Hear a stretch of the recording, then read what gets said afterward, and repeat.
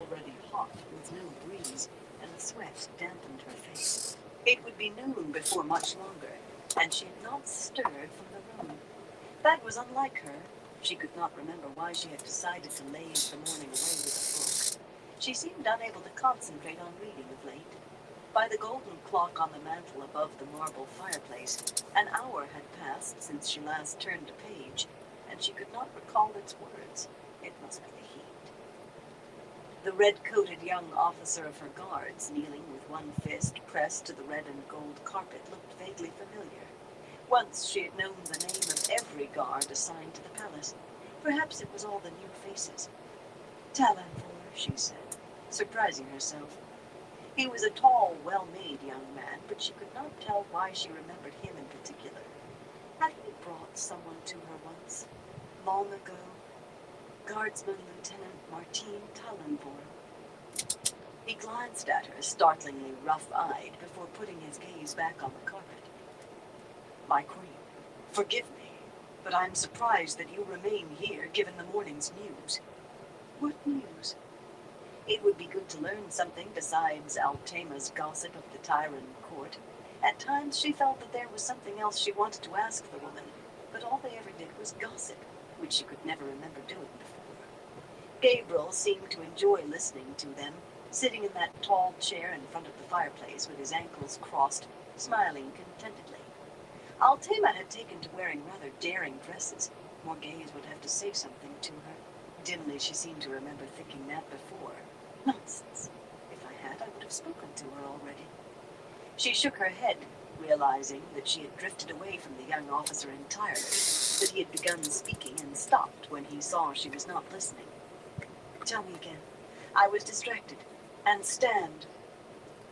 He rose, face angry, eyes burning on her before they dropped again. She looked where he had been staring and blushed. Her dress was cut extremely low, but Gabriel liked her to wear them so. With that thought, she ceased fretting about being nearly naked in front of one of her officers. Be brief, she said curtly. How dare he look at me in that manner? I should have him flogged. What news is so important that you think you can walk into my sitting room as if it were a tavern? His face darkened, but whether from proper embarrassment or increased anger she could not say. How dare he be angry with his queen? Does the man think all I have to do is listen to him? Rebellion, my queen, he said in a flat tone, and all thought of anger and stares vanished. Where? The two rivers, my queen. Someone has raised the old banner of Manetheren, the Red Eagle. A messenger came from Whitebridge this morning. Morghese drummed her fingers on the book, her thoughts coming more clearly than it seemed they had in a very long time. Something about the two rivers, some spark she could not quite fan to life, tugged at her. The region was hardly part of Andor at all, and had not been for generations. She and the last three queens before her had been hard-pressed to maintain a modicum of control over the miners and smelters in the Mountains of Mist, and even that modicum would have been lost had there been any way to get the metals out, save through the rest of Andor. A choice between holding the mines gold and iron and other metals, and keeping the two rivers wool and tabak had not been difficult. But rebellion unchecked, even rebellion in a part of her realm that she ruled only on a map, could spread like wildfire to places that were hers in fact. And Manetheren, destroyed in the Trolloc Wars, Manetheren of legend and story, still had a hold on some men's minds. Besides, the two rivers was hers. If they had been left to go their own way for far too long, they were still a part of her realm. Has Lord Gabriel been informed? Of course he had not. He would have come to her with the news and suggestions on how to deal with it. His suggestions were always clearly right. Suggestions. Somehow it seemed that she could remember him telling her what to do. That was impossible. He has, my queen. Talanvor's voice was still blunt, unlike his face, where slow anger was smoldered. He laughed. He said the two rivers seemed to throw up trouble, and he would have to do something about it one day. He said this minor annoyance would have to wait its turn behind more important matters. The book fell as she sprang to her feet. and she thought Talonvor smiled in grim satisfaction as she swept by him. A serving woman told her where Gabriel was to be found, and she marched straight to the colonnaded court with its marble fountain, the basin full of lily pads and fish. It was cooler there and shaded a little. Gabriel sat on the broad white coping of the fountain. Lords and ladies gathered around her. She recognized fewer than her. Dark, square-faced Jared of House Sarand and his shrewish, honey-haired wife, Elenia. That simpering Aramilla of House Marn, melting brown eyes always so wide in feigned interest, and bony goat-faced Massin of House Karen, who would tumble any woman he could corner despite his thin white hair. Nayan of House Aron, as usual with a sneer marring her pale beauty, and Lear of House Barin, a whip of a man, wearing a sword of all things, and Karind of House Anshar, with the same flat-eyed stare that some said had put 3 husbands under the ground. At all, which was strange enough.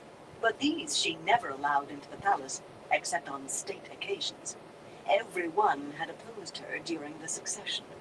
Elenia and Nayan had wanted the lion throne for themselves. What could Gabriel be thinking to actually bring them here? The size of our estates in Kyrian, my lord, Aramilla was saying, leaning over Gabriel as more gaze approached. None of them more than glanced at her, as if she were a servant with the wine. I want to speak with you concerning the 2 rivers, Gabriel, in private. It has been dealt with, my dear, he said idly, dabbling his fingers in the water. Other matters concern me now. I thought you were going to read during the heat of the day. You should return to your room until the evening's coolness, such as it is. My dear.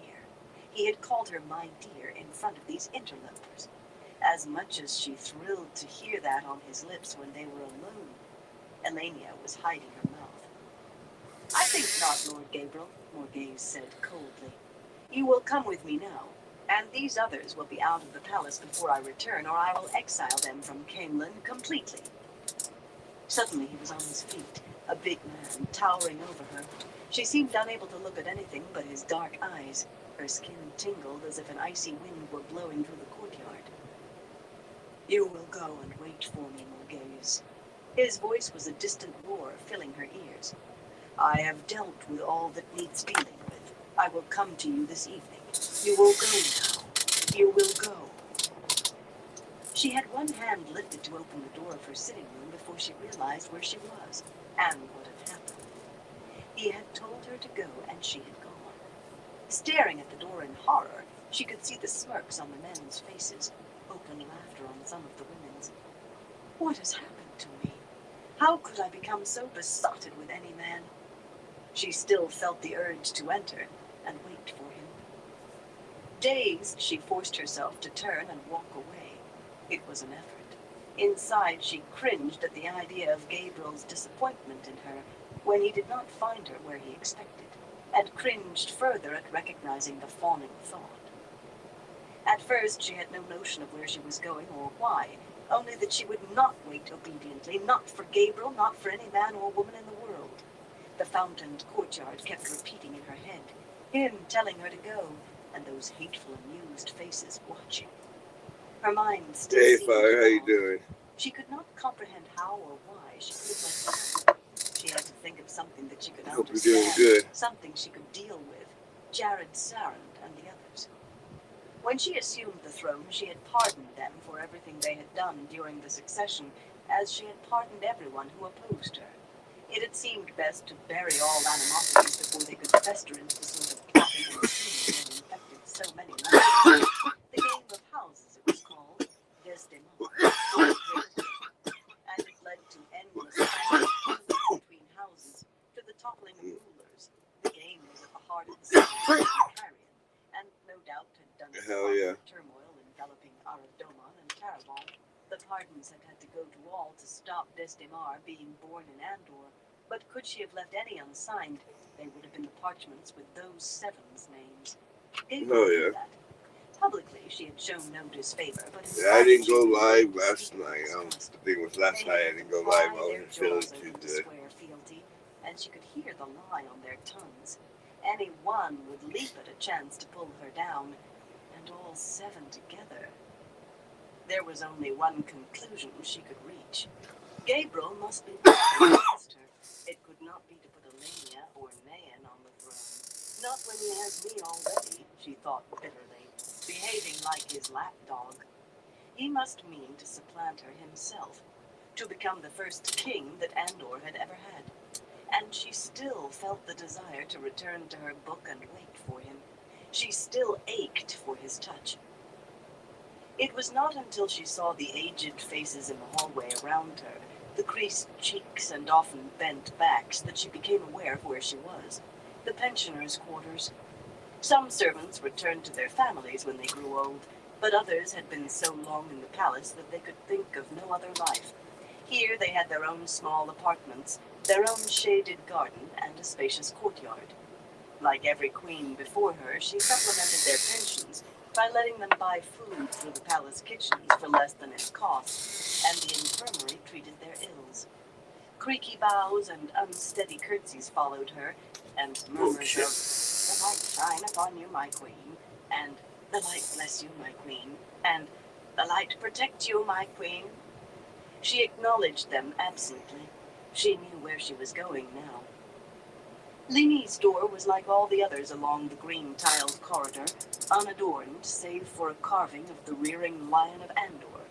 She never thought of knocking before entering. She was the queen, and this was her palace. Her old nurse was not there, though a tea kettle steaming over a small fire in the brick fireplace said she would not be long. The 2 snug rooms were neatly furnished, the bed made to perfection, the 2 chairs precisely aligned at the table, where a blue vase in the exact center held a small fan of green. Lini had always been a great one for neatness. Morghese was willing to wager that within the wardrobe in the bedchamber, every dress was arranged just so with every other, and the same for pots in the cupboard beside the fireplace in the other room. 6 painted ivory miniatures in small wooden stands made a line on the mantelpiece. How Lini could have afforded a nurse's stipend was more than Morghese had ever been able to imagine. She got to clean this before long. In pairs, they showed 3 young women, and the same 3 as babes. Elaine was there, and herself. Taking down the portrait of herself at 14, a slender filly of a girl, she could not believe that she had ever looked so innocent. She had worn that ivory silk dress the day she had gone to the White Tower, never dreaming at the time that she would be queen, only harboring the vain hope that she might become Aes Sedai. Absent-mindedly, she thumbed the great serpent ring on her left hand. She had not earned that precisely. Women who could not channel were not awarded the ring. But short of her 16th name day, she had returned to contest the Rose Crown in the name of House Drakand, and when she won the throne nearly 2 years later, the ring had been presented to her. By tradition, the daughter heir of Andor always trained in the tower, and in recognition of Andor's long support of the tower, was given the ring, whether or not she could channel. She had always been the heir of House Drakand in the tower, anyway, once the Rose Crown was on her head. Replacing her own portrait and her mother's, taken at perhaps 2 years old, Lini had been nurse to 3 generations of Drakand women. Maegdin Drakand. Morghese could remember as a child when it had become a beam.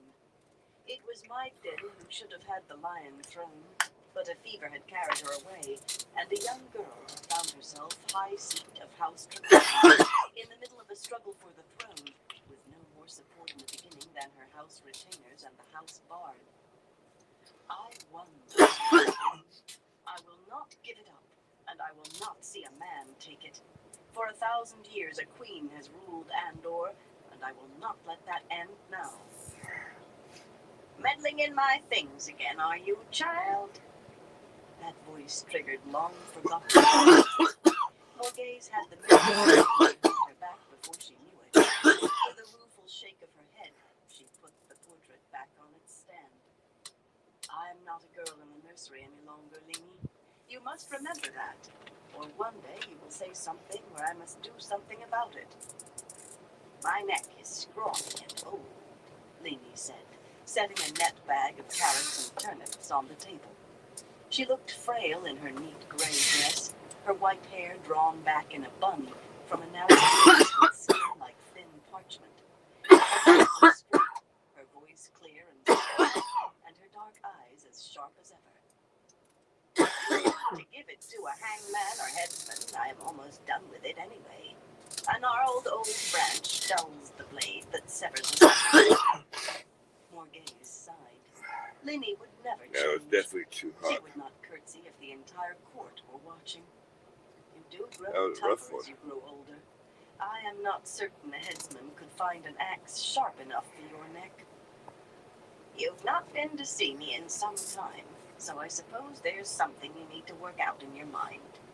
When you were in the nursery and later, you always used to come to me when you couldn't work matters out. Shall I make a pot of tea? Some time, Minnie? I visit you every week, and a wonder I do, given how you speak to me. I would exile the highest lady in Andor if she said half what you do. Leanie gave her a level look. You have not darkened my doorway since the spring, and I talk as I always do. Too old to change. You want tea? No. Morghese put a hand to her head in confusion. She did visit Leanie every week. She could remember. She could not remember. Gabriel had filled her hours so completely that sometimes it was hard to remember anything other than him. No, I do not want tea. I do not know why I came. You cannot help me with the problem I have. Her old nurse snorted, though somehow she made it a delicate sound. Your trouble is with Gabriel, isn't it? Only now you're ashamed to tell me. Girl, I changed you in your cradle, tended you when you were sick and heaving your stomach up, and told you what you needed to know about men.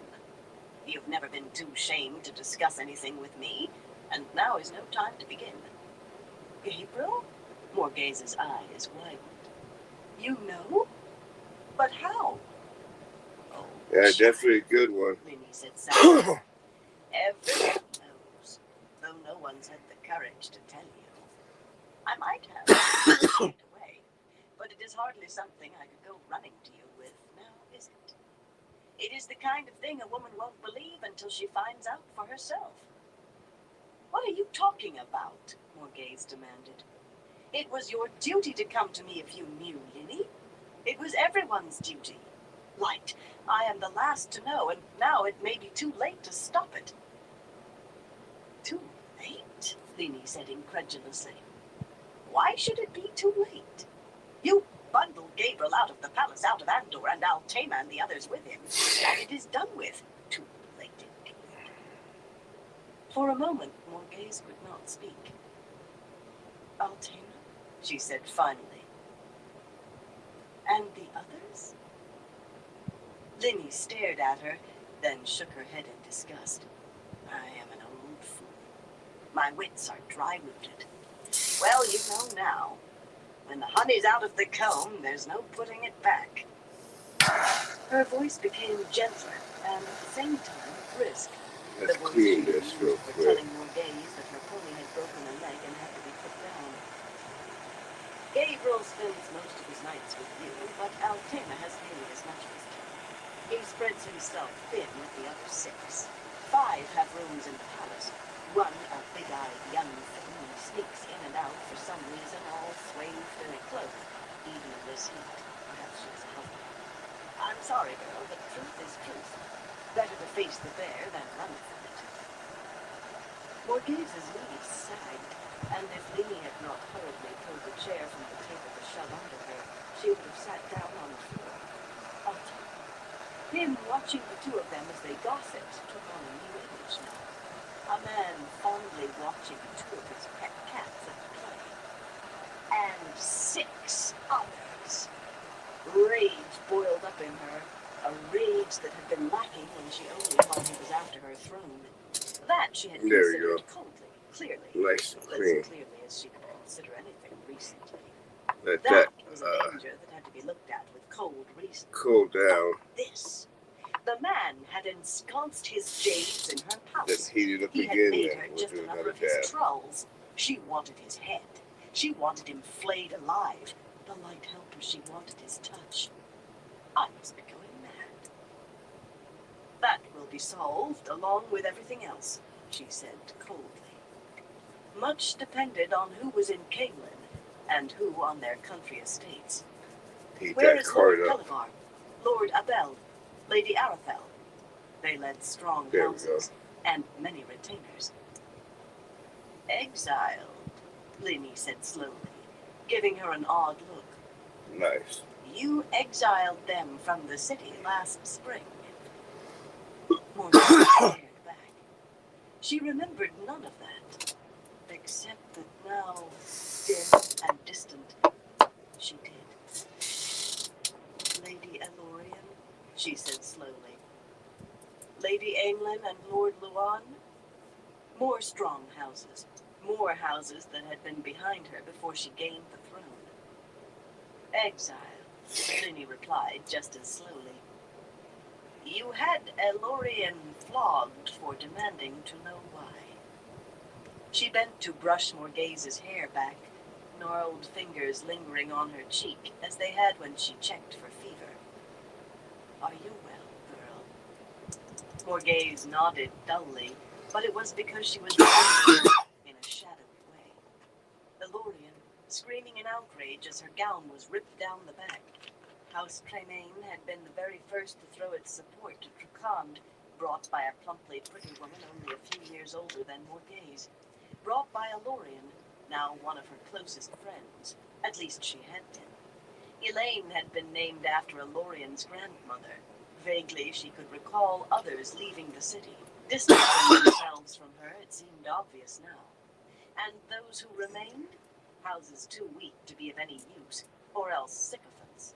She seemed to recall signing numerous documents Gabriel had laid in front of her, creating new titles. Gabriel's Toad Eaters and her enemies. They were all she could count on being strong in Caelin. I do not care what you say, Linny said firmly. You have no fever, but there's something wrong. You need an Aes Sedai healer is what you need. No Aes Sedai. Morgaze's voice was even harder. She fingered her ring again, briefly. She knew that her animosity toward the tower had grown recently beyond what some might say was reasonable, yet she could no longer make herself trust a white power that seemed to be trying to hide her daughter from her. Her letter to the new Amerlin demanding Elaine's return. No one demanded anything of an Amerlin seat, but she had. That letter was yet unanswered. It had barely had time to reach Tar Valon. In any case, she knew for cold fact that she would not have an Aes Sedai near her. And yet, right alongside that, she could not think of Elaine without a swell of pride. Raised accepted after so short a time. Elaine might well be the first woman to sit on the throne of Andor as full Aes Sedai, not just tower-trained. It made no sense that she could feel both things at once, but very little made any sense just now. And her daughter would never have the Lion Throne if Morgaze did not secure it for her.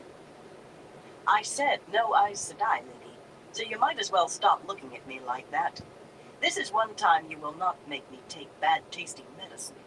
Besides which, I doubt if there is an Aes Sedai of any stripe to be found in Caelin. Her old supporters gone, exiled by her own signature, and maybe her enemies for good over what she had done to Elorian. New lords and ladies in their places in the palace, new faces in the guards. What loyalty remained there? Would you recognize a guardsman lieutenant named Talanvor, Lady? At the other woman's quick nod, she went on.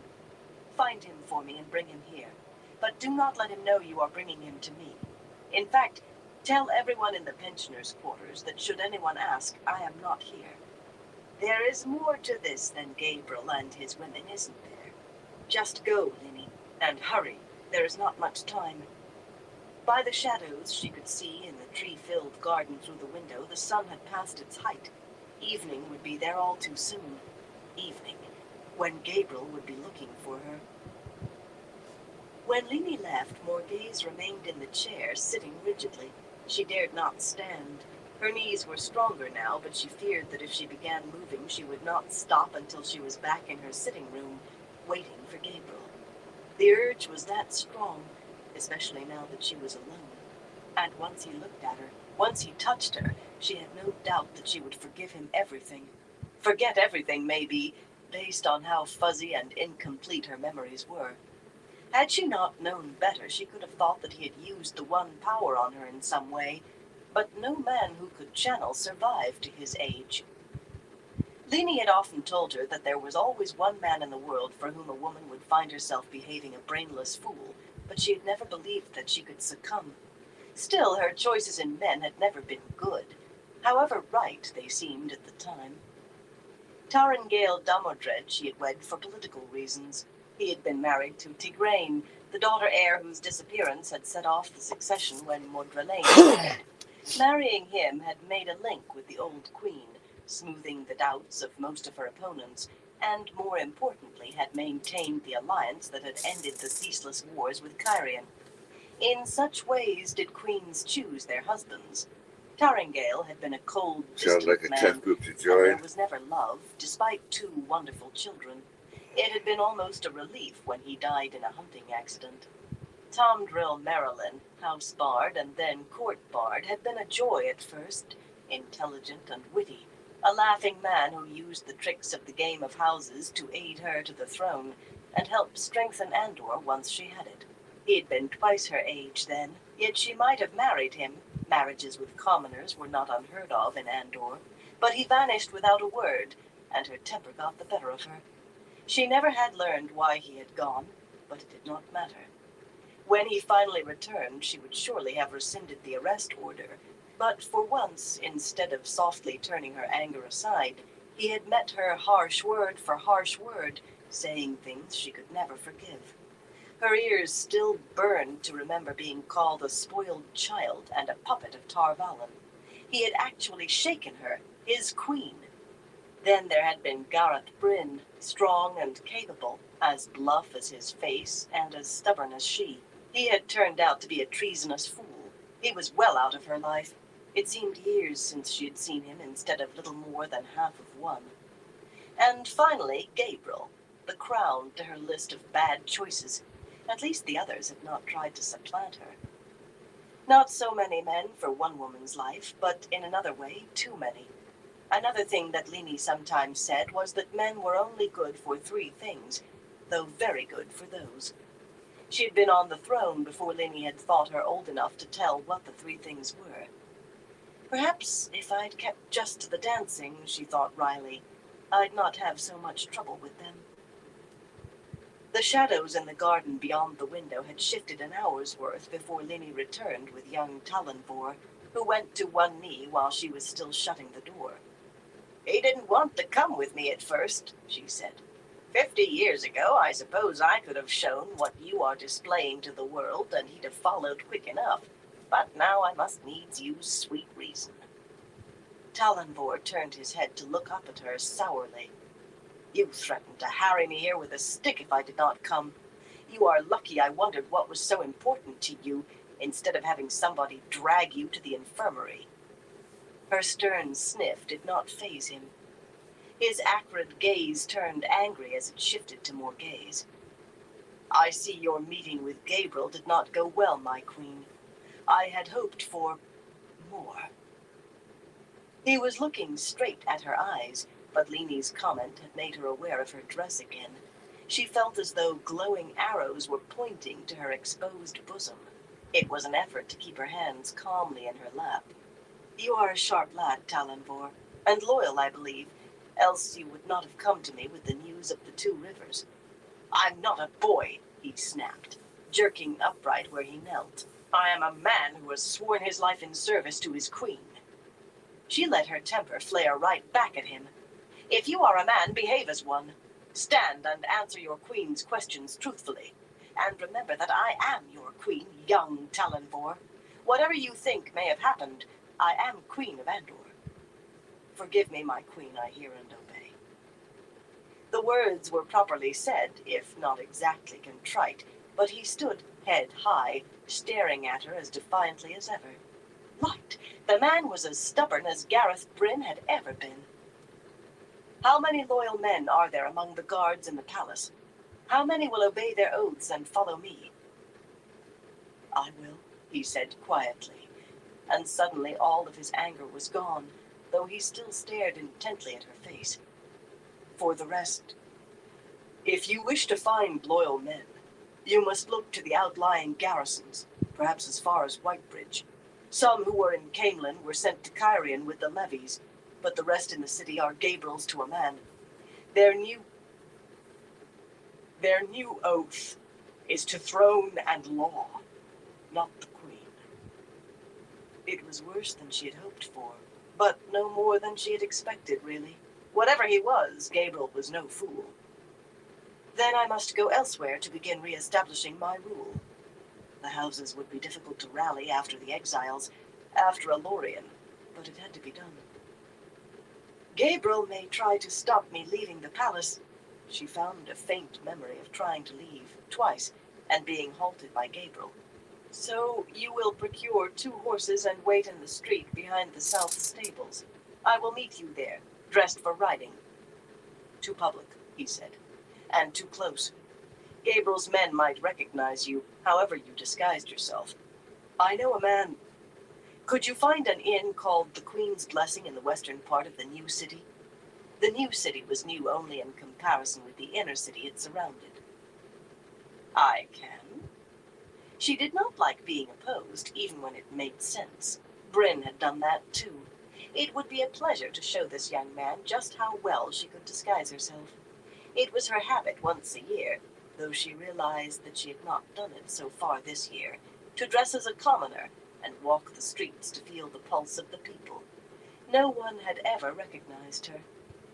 But can this man be trusted, young Talonvor? Basil Gill is as loyal to you as I am myself. He hesitated, anguish crossing his face, then being replaced by anger once more. Why have you waited so long? You must have known. You must have seen. Yet you have waited while Gabriel tightened his hands around Andor's neck. Why have you waited?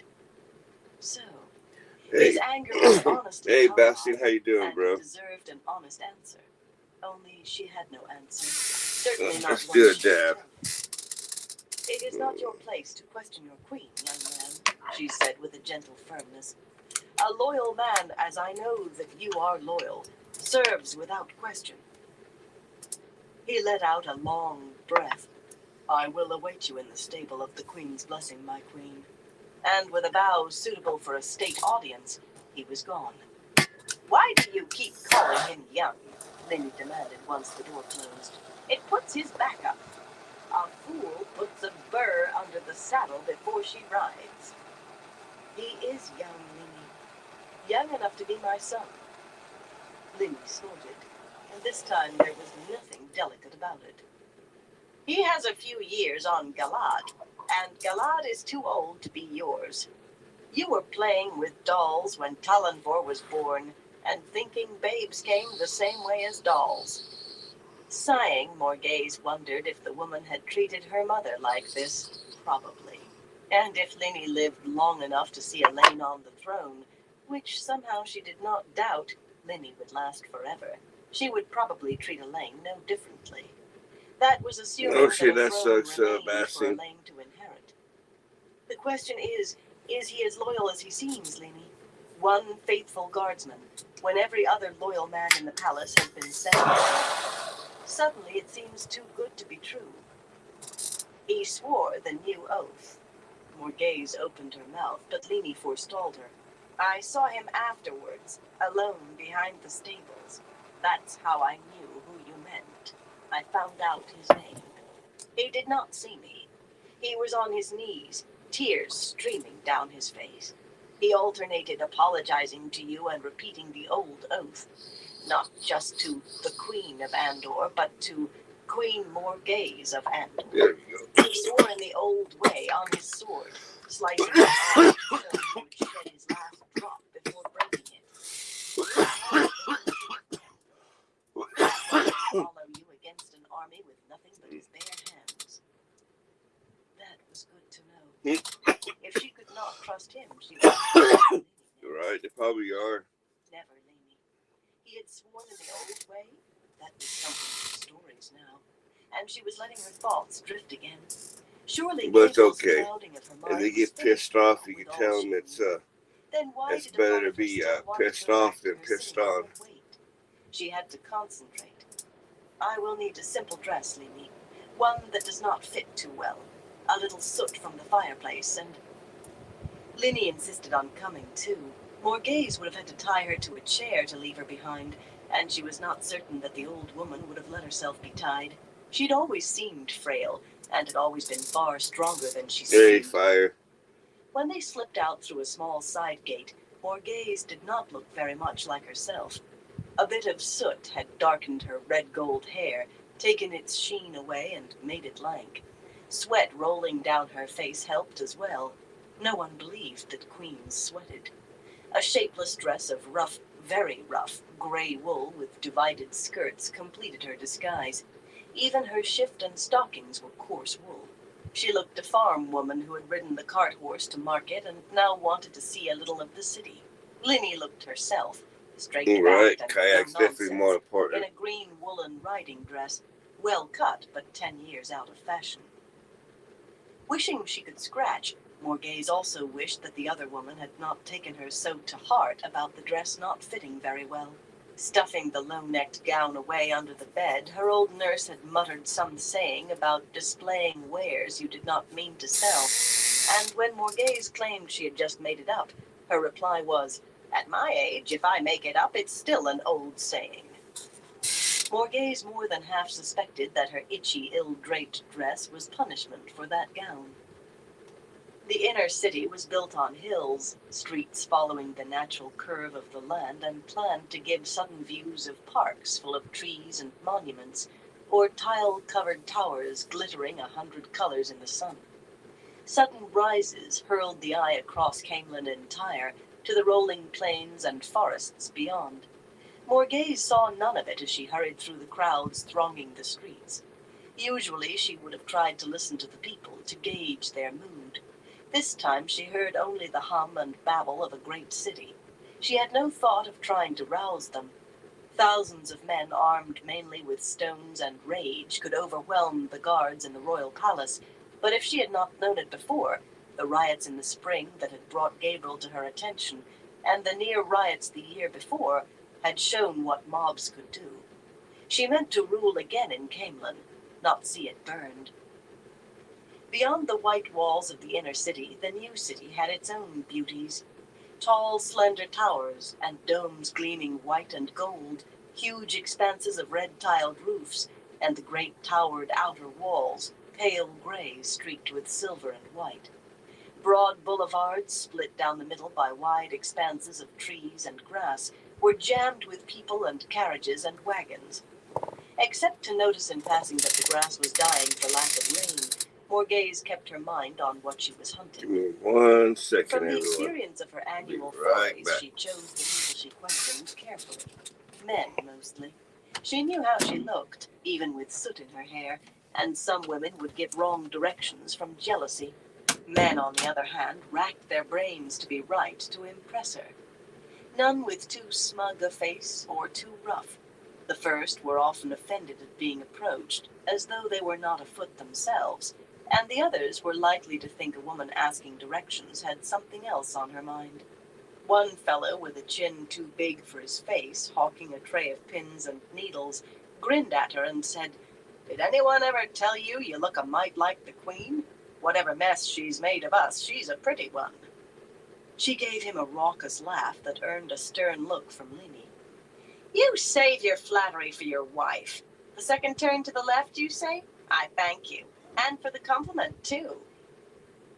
As she pushed on through the crowd, a frown settled on her face. She had heard too much of that. Not that she looked like the Queen, but that Morgaze had made a mess of things. Gabriel had raised taxes heavily to pay for his levies, it seemed, but she took the blame, and rightly so. The responsibility was the Queen's. Other laws had come out of the palace as well, laws that made little sense but did make people's lives more difficult. She heard whispers about herself. that maybe Andor had had queens long enough. Only murmurs, but what one man dared speak in a low voice, 10 thought. Perhaps it would not have been as easy as she had thought to rouse mobs against Gabriel. Eventually she found her goal, a broad stone inn, the sign over the door bearing a man kneeling before a golden-haired woman in the rose crown, one of her hands on his head, the Queen's blessing. If it was meant to be her, it was not a good likeness. The cheeks were too fat. Not until she stopped in front of the inn did she realize that Lini was puffing. She had set a quick pace, and the woman was far from young. Lini, I am sorry. I should not have walked so. If I can't keep up with you, girl, how will I be able to tend Elaine's babes? Do you mean to stand there, dragging feet, never finish a journey? He said he would be in the stable. The white-haired woman stalked off, muttering to herself, and Morghese followed her around the inn. Before stepping into the stone stable, she shaded her eyes to look at the sun. No more than 2 hours until dusk. Gabriel would be looking by then if he was not already. Talonvor was not alone in the stall-lined stable. When he went to one knee on the straw-covered floor in a green wool coat with his sword belted over it, 2 men and a woman knelt with him, if a bit hesitantly, unsure of her as she was. The stout man, pink-faced and balding, must be Basil Gill, the innkeeper. An old leather jerkin studded with steel discs strained around his girth, and he wore a sword at his hip, too. "My queen," Gill said, "I've not carried a sword in years, not since the Aiel War. But I'd count it an honor if you allowed me to follow you." He should have looked ridiculous, but he did not. Morghese studied the other 2, a hulking fellow in a rough gray coat, with heavy-lidded eyes, an oft-broken nose, and scars on his face, and a short, pretty woman approaching her middle years. She seemed to be with the street tough, but her high-necked blue wool dress appeared too finely woven for one like him to have bought. The fellow sensed her doubts for all his lazy-eyed appearance. "I am Lamgwin, my queen, and a good queen's man. 'Tisn't right what's been done, and it has to be put straight. I want to follow you too. Me and Brianna both." "Rise," she told them. "It may be some days yet before it is safe for you to acknowledge me as your queen. I will be glad of your company, Master Gill, and yours, Master Lamgwin, but it will be safer for your woman if she remains in Caemlyn. There are hard days ahead." Brushing straw from her skirts, Brianna gave her a sharp look, and Lini a sharper. "I have known hard days," she said in a Cairienan accent. Nobly born, unless Morghese missed her guess, one of the refugees. "And I never knew a good man until I found Lamgwin, or until he found me. The loyalty and love he bears for you, I bear for him tenfold. He follows you, but I follow him. I will not stay behind." Morghese drew breath, then nodded her acceptance. The woman seemed to take it for granted in any case. A fine seed for the army to retake her throne. One young soldier who scowled at her as often as not. A balding innkeeper who looked as if he had not been on a horse in 20 years. Excuse me. A street tough Dude, who no, appeared that was more so than long. half asleep. And a Train wreck. refugee Cairienan noblewoman who had made it clear that her loyalties went only as far as the tough. And Lini, of course. Lini, who treated her as though she were still in the nursery. Oh yes, a very fine seed. "Where do we go, my queen?" Gill asked as he began leading already saddled horses out of their stalls. Lamgwin moved with surprising speed to throw another high-cantled saddle on a horse for Lini. Morghese realized that she had not considered that. Light. Gabriel can't still be fogging my mind. She still felt that urge to return to her sitting room, though. It was not he. She had had to concentrate on getting out of the palace and reaching here. Once she would have gone to Alorian first, but Pelivar or Arafel would do. Once she had reasoned out how to explain away their exiles. Before she could open her mouth, Talonvor said, "It must be to Gareth Bryn. There is hard feeling against you among the great houses, my queen, but with Bryn following you, they will re-swear allegiance, if only because they know he will win every battle." She clamped her teeth shut to hold back instant refusal. Bryn was a traitor, but he was also one of the finest generals around.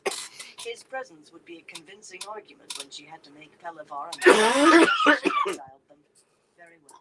No doubt he would leap at the chance to be Captain General of the Queen's Guards once more. And if not, she would manage well enough without him. When the sun touched the horizon, they were 5 miles out of Camelin and riding hard for Core Springs. Night was when Padan Thane felt most comfortable. As he padded through the tapestry-bedecked corridors of the White Tower, it seemed as though the darkness outside made a cloak to hide him from his enemies, despite the stand lamps, gilded and mirrored, burning along his way. A false feeling, he knew. His enemies were many and everywhere. Right that moment, as in every waking hour, he could feel Randall Thor. Not where he was, but that he was still alive. Somewhere. Still alive. It was a gift received at Shale Ghul, in the Pit of Doom, that awareness of Althor. His mind skittered away from memories of what had been done to him in the pit. He had been distilled there, remade. But later, in Aradhal, he had been reborn. Reborn to smite old enemies and new. He could feel something else as he stalked the empty night hallways of the tower. A thing that was his, stolen from him. A sharper desire drew him at this moment than his longing for Althor's death, or the tower's destruction, or even revenge against his ancient foe. A hunger to be whole. The heavy paneled door had thick hinges and iron straps, and a black iron lock set in it as big as his head. Few doors in the tower were ever locked. Who would dare steal in the midst of Aes Sedai? Yet some things the tower accounted too dangerous to be easily accessible. The most dangerous of all they kept behind this door, guarded by a stout lock. Giggling softly, he took 2 thin, curved metal rods from his coat pocket, inserted them into the keyhole, probing and pressing, twisting. With a slow snap, the bolt came back. For a moment he sagged against the door, laughing hoarsely. Guarded by a stout lock. Surrounded by Aes Sedai power, and guarded by simple metal. Even the servants and novices should be done with their chores at this hour, but someone still might be awake, might just wander by. Occasional ripples of mirth still shook him as he replaced the lockpicks in his pocket and took out a fat beeswax candle, lighting the wick at a nearby stand lamp. He held the candle high as he closed the door behind him, peering around. Shelves lined the wall, holding plain boxes and inlaid chests of various sizes and shapes. Small figures in bone or ivory or darker material. Things of metal and glass and crystal that sparkled in the candlelight. Nothing that appeared dangerous. Dust covered everything. Even the Aes Sedai came here seldom, and they allowed no one else in. What he was seeking pulled him to it. On a waist-high shelf stood a dark metal box. He opened it, revealing lead walls 2 inches thick, with just enough space inside for a curved dagger in a golden sheath, a large ruby set in its hilt. Neither the gold nor the ruby, glittering dark as blood, interested him. Hastily, he spilled a little wax to hold the candle beside the box and snatched up the dagger. He sighed as soon as he touched it, stretched languorously. He was whole again, one with what had bound him so long ago. In a very real way, had given him life. Iron hinges creaked faintly, and he darted for the door, bearing the curved blade. The pale young woman opening the door had only time to gape, to try to leap back before he slashed her cheek. In the same motion, he dropped the sheath and seized her arm, jerked her past him into the storeroom. Putting his head out, he peered up and down the hallway. Still empty. He took his time about pulling his head back and shutting the door again. He knew what he would find. The young woman lay trying and failing to scream. Her hands clawed at a face already black and bloated beyond recognition. the dark swelling oozing down onto her shoulders like thick oil. Her snowy skirts, banded in colors at the hem, swelled as her feet scrabbled uselessly. He licked at a splash of blood on his hand and giggled as he picked up the sheath. You are a fool. Cheers for fire. He spun, dagger reaching, but the air around him seemed to turn solid, encasing him from his neck to the sole of his boots. He hung there, on the balls of his feet, dagger extended to stab, staring at Alviarin as she shut the door behind her and leaned against it to study him. There had been no creak this time. The soft scraping of the dying girl's slippers in the floor stones could never have masked it. He blinked away sweat that was suddenly stinging his eyes. Did you really think, the Aes Sedai went on, that there would be no guard on this room, no watch kept? A ward was set on that lock.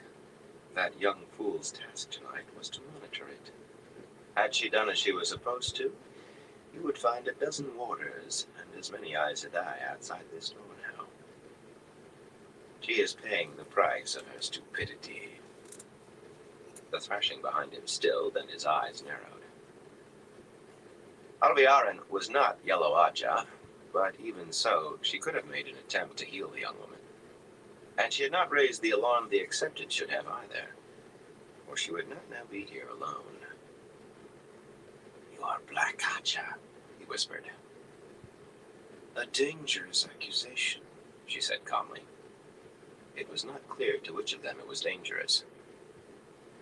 Swan Songshade tried to claim the Black Aja was real when she was under the question. She begged to tell us of them. Elida would not hear it, and will not. Tales of the Black Aja are a vile slander against the tower. You are Black Aja, he said in a louder voice. You want to steal that? She sounded as though he had not spoken. The ruby is not worth it, Fane, or whatever your name is. That blade is tainted, so none but a fool would touch it except with tongs, or be near it for a moment longer than necessary. You can see what it did to Vereen. So why did you come here and go straight to what you should not have known was here? You cannot have had time for any search. I can dispose of Elida for you. One touch of this, and even healing will not save her. He tried to gesture with the dagger, but could not budge it a hair. If he could have moved it, Alviarin would be dead by now. You could be first in the tower, not second. She laughed at him, cool, contemptuous chimes. Do you think I would not be first if I had wished it? Second suits me. Let Elida claim Hell her yeah, to fire. what she calls I'm success, getting there. and sweat for her failures too. Just taking my I time know tonight, where the power lies. enjoying the book. Now answer my questions, or 2 corpses will be found here in the morning instead of 1. There would be 2 in any case, whether he answered her with suitable lies or not. She did not mean to let him live. I have seen Thakandar. Saying that hurt. The memories it brought were agony. He refused to whimper, forced the words out. The great sea of fog, rolling and crashing in silence against the black cliffs. The fires of the forges glowing red beneath. And the lightning stabbing up into a sky fit to drive men mad. He did not want to go on, but he made himself. I have taken the path down to the belly of Shale Ghul, down the long way with stones like fangs brushing my head, to the shore of a lake of fire and molten rock. No, not again. That holds the great Lord of the Dark in its endless depths. The heavens above Shale Ghul are black at noon with his breath. Alviarin was standing upright now, eyes wide. Not fearful, but impressed. I have heard of... She began softly, then shook herself and stared at him piercingly. Who are you? Why are you here? Did one of the Chosen send you? Why was I not informed? He threw back his head and laughed. Are the tasks given to the likes of me for the likes of you to be knowing? The accents of his native Lugard were strong again. In a way, it was his native city. Do the Chosen confide everything in you? Something inside seemed to shout that this was not the way, but he hated Aes Sedai, and that something inside him did too. Be careful, pretty little Aes Sedai, or they'll be giving you to a murderer for its sport. Her glare was icicles stabbing his eyes. We shall see, Master Fane. I will clear away this mess you have made, and then we shall see which of us stands higher with the Chosen. Eyeing the dagger, she backed from the room. The air around him did not soften until she had been gone a full minute. Silently, he snarled at himself. Fool, playing the Aes Sedai's game, groveling for them, and then one moment of anger to ruin all. Sheathing the dagger, he nicked himself and licked the wound before sticking the weapon under his coat. He was not at all what she thought. He had been a dark friend once, but he was beyond that now. Beyond it, above it, something different, something more. If she managed to communicate with one of the Forsaken before he could dispose of her, better not to try. No time to find the Horn of Alir now. There were followers awaiting him outside the city. They should still be waiting. He had put fear into them. He hoped some of the humans were still alive. Before the sun rose, he was out of the tower, off the island of Tar Valon. Althor was out there, somewhere. And he was whole again. Chapter 20. Jengai Pass. Under the looming spine of the world, Rand guided Jioden up the stony slope from the foothills that began the foot of Jengai Pass. The dragon wall pierced the sky, dwarfing all other mountains, its snow-capped peaks defying the baking afternoon sun. The tallest thrust well above the clouds that mocked the waste with promises of rain that had never come. Rand could not imagine why a man would want to climb a mountain, but it was said that men who had tried to scale these heights turned back, overcome with fear and unable to breathe. He could well believe that a man might grow too afraid to breathe, attempting to climb so high. Yet though the Cairhienin are consumed with the game of houses, Moraine was saying at his shoulder, they will follow you so long as they know that you are strong. Be firm with them, but I would ask you to be fair also. A ruler who gives true justice. He tried to ignore her, as he did the other riders, and the creak and rumble of Kadir's wagons, making heavy going from the front. Cheers. The broken gorges and gullies of the waste were behind them. But these rugged rising hills, nearly as barren, were little better for wagons. No one had traveled this path in over 20 years. Moraine talked to him that way from daybreak to sunset, whenever he let her. Her lectures could be on small things, details of court behavior, say, in Cairhien or Saldaea or somewhere else, or on large, the political influence of the White Cloaks, or perhaps the effects of trade on rulers' decisions to go to war. It was as if she meant to see him educated, as a noble would be, or should be, before he reached the other side of the mountains.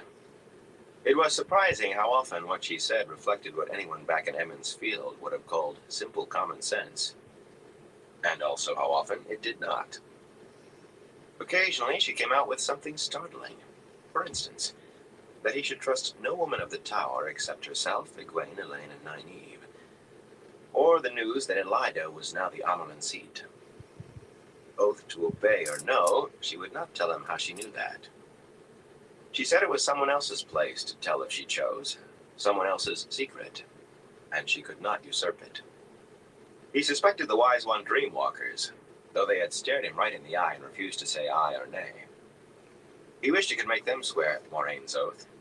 They interfered between him and the chiefs continually, as if they wanted him to go through them to reach the chiefs. Right that minute, he did not want to think about Elida or the Wise Ones, or listen to Moraine. Now, he wanted to study the pass ahead, a deep gap in the mountains stones that twisted as though a blunt axe had tried to chop through again and again, never quite succeeding. A few minutes' hard ride, and he could be in it. On one side of the pass mouth, a sheer cliff had been smoothed over 100 pace width and carved. A wind-weathered snake entwining a staff a good 300 spans high. Monument or marker or ruler's sigil, it surely dated from some lost nation before Arthur Hawkwing, perhaps even before the Trolloc Wars. He had seen remnants before from nations long vanished. Often even Moiraine did not know their source. High on the other side, so far up that he was not sure he was seeing what he thought, just below the snow line, stood something even stranger. Something that made the first monument of a few thousand years a commonplace. He could have sworn it was the remnants of shattered buildings, shining gray against the darker mountain. And stranger still, what appeared to be a dock of the same material as for ships, slanting drunkenly down the mountain. If he was not imagining it, that had to date from before the breaking. The face of the world had been changed utterly in those years. This could well have been an ocean's floor before. He would have to ask Asmodean. Even if he had had the time, he did not think he would want to try reaching that altitude to find out for himself. At the foot of the huge snake lay Tyen, a high-walled town of moderate size, a remnant itself of the time when Cairhien had been allowed to send caravans across the threefold land, and wealth had flowed from Shara along the Silk Path. There appeared to be birds above the town, and dark blotches at regular intervals along the gray stone walls. Mat stood in Pips's stirrups, shading his eyes with that broad-brimmed hat to peer up the pass, frowning.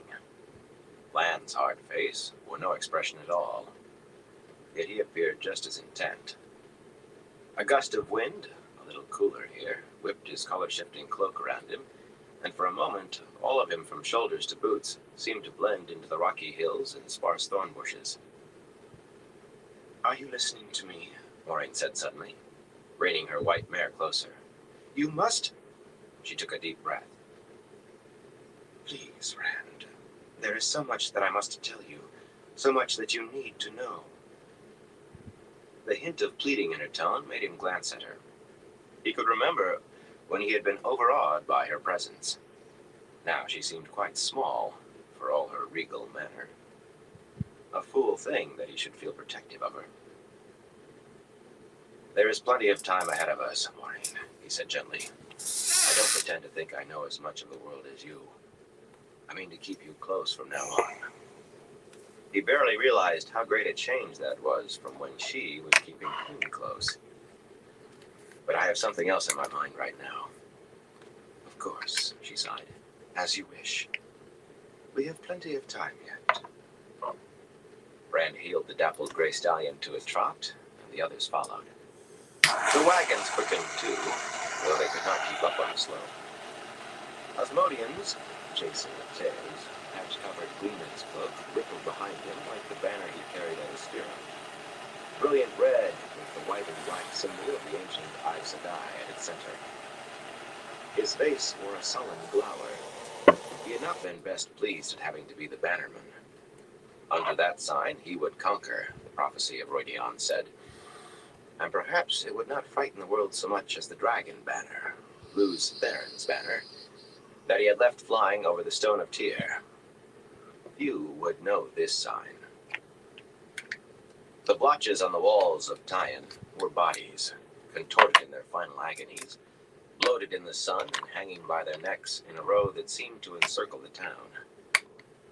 The birds were glossy black ravens and vultures with their heads and necks befouled. All right, everyone. A good call into this live for tonight. Actually, a little tired. Probably lay down and pass out. Excuse me. I want to thank everyone for stopping by and everyone who keeps stopping by and chilling with me. Definitely appreciate all y'all's support. Until next time, everyone. Y'all stay safe.